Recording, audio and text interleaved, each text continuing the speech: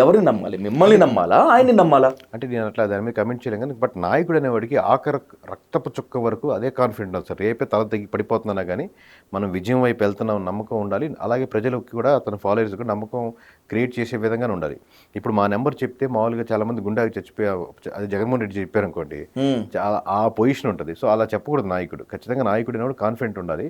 కొంచెం డెప్త్గా అనాలిసిస్ చేస్తే ఇప్పుడు ఒక ఐపాక్ అనే సర్వే కంపెనీ జగన్మోహన్ రెడ్డి గారు వైఎస్ఆర్సీపీ తరపు నుంచి రిక్రూట్ చేసుకున్నారు.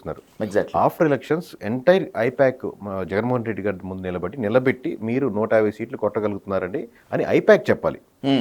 Because they are doing the surveys, they are responsible for the exactly. You said that that's the right thing. అవును. ఇప్పుడు కాన్ఫిడెన్స్ జగన్మోహన్ రెడ్డి గారు ఐపాక్ ఇవ్వకూడదు, జగన్మోహన్ రెడ్డి గారు ప్రజలకి ఇవ్వచ్చు. ఇప్పుడు జనాలు చూసిన వీడియో జగన్మోహన్ రెడ్డి గారు ఐపాక్ చెప్తున్నట్టు.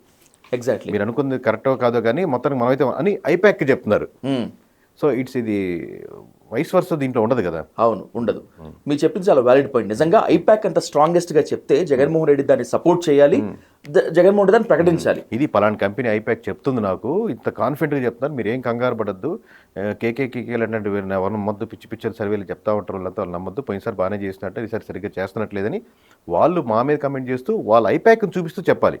అంటే అనే కదా any survey company who is saying towards కూటమి. మిగతా సర్వే సంస్థలన్నీ ఒక ఎత్తు, మిగతా సర్వే చెప్పే వాళ్ళ వ్యక్తులంతా ఒక ఎత్తు, బట్ 7 years యాక్యురసీగా ఉన్నటువంటి మీ కేకే సర్వేస్ అండ్ స్ట్రాటజీస్ చెప్పేటువంటిది ఒక ఎత్తు. రేపు రాబోయేటువంటి ప్రెడిక్షన్లో మీ సర్వే కూడా బూమ్ ర్యాంక్ కాదని గ్యారంటీ ఏంటి? అంటే ఇప్పుడు మిగతా సర్వేస్ కంపెనీస్ నేను కమెంట్ చేయలేను కదా సార్, ఇంత చెప్పినట్టు. ఇప్పుడు మనం ఈ ఫేస్ పెట్టుకుని వెళ్తున్నాం, కేకే అంటే కిరణ్ కొండేటి, కేకే సర్వేస్ అనేది పెట్టుకుని వెళ్తున్నాం. ఇంకా లైఫ్లో ఒక్కసారి నెంబరు 1+or-1, 2 or 3 మిస్ అయితే పర్లేదండి, ఎవరు దాన్ని కమిట్ చేయరు. నువ్వు సింగిల్ నెంబర్ చెప్తా అన్నావు కానీ సింగిల్ నెంబర్ చెప్పి ఒకటి పెరిగింది కదా అని ఒకటి తగ్గింది దాని అంత కమిట్ చేయరు. బట్ నేను చెప్పిన లెఫ్ట్ డైరెక్షన్ కాకుండా రైట్ డైరెక్షన్ వెళ్ళింది అనుకోండి, ఇంకా జీవితంలో మనం ఇంట్లో కూర్చొని నెట్ఫ్లిక్స్ ప్రైమ్ చూడటం తప్పితే ఇంక బయటకు చేయలేం.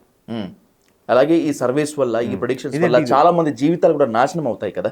అంటే బెట్టింగ్స్ పెట్టుకున్నటువంటి వాళ్ళు చాలా మంది ఉంటారు కదా. ఇప్పుడు ఒకటి సార్, నేను ఇది ప్లాన్ చేసింది కాదు, ఇంతమంది ఫాలోయర్స్ వస్తారని, లేకపోతే ఇంతమంది నమ్ముతారని, ఇంతమంది మనం నమ్మి బెట్టింగ్లు చేస్తారని ఇది ప్లాన్ చేసింది కాదు. నాకు మామూలుగా మనం చేసిన రిపోర్ట్ సేల్ చేస్తుంటాం.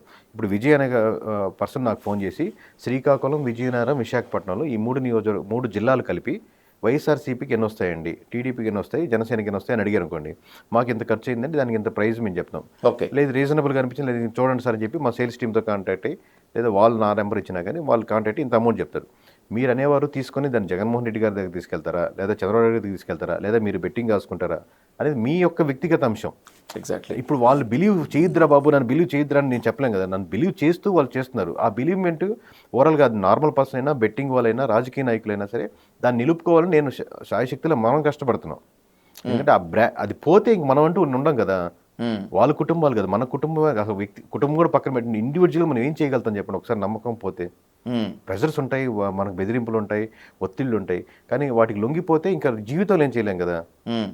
ఈరోజు 1 time సెటిల్మెంట్ అనుకొని వాళ్ళతో ఏ వైపు లొంగామనుకోండి, ఇంకా మనం ఎప్పుడు ముందుకెళ్ళాం. మీరు పర్ఫెక్ట్గా చెప్తున్నటువంటి ఆ 97 కాన్స్టిట్యున్సీస్లో హాట్ టాపిక్ గా ఉండేటువంటి 3 కాన్స్టిట్యున్సీలు పిఠాపురం, మంగళగిరి, అలాగే హిందూపురం ఉన్నాయా? ఉంటాయి సార్ ఆబ్వియస్లీ. బట్ డిస్కషన్ అంటే ఇప్పుడు నెంబర్స్ గురించి తెలిసి, పాలిటిక్స్ గురించి తెలిసిన చాలామంది కుప్పం, వైనాట్ కుప్పం అని, లేకపోతే మనం జగన్మోహన్ రెడ్డిని ఓడిచ్చేస్తున్నామని ఇటు సైడు, లేకపోతే హిందూపురంలో ఓడిచ్చేస్తున్నాం, పవన్ కళ్యాణ్ ఓడిచ్చేస్తున్నాం అనేది అసలు మీరు బేసిక్ పాలిటిక్స్ తెలియని వాళ్ళు మాట్లాడే అంశాలు. కానీ దాని గురించి మెజారిటీ మీద డిస్కస్ చేసుకోవాలి, కానీ గెలిపోవటంలో డిస్కస్ చేసుకునే నియోజకవర్గాలు ఆ స్థాయి ఎలక్షన్స్ ఇప్పుడు జరగట్లేదు.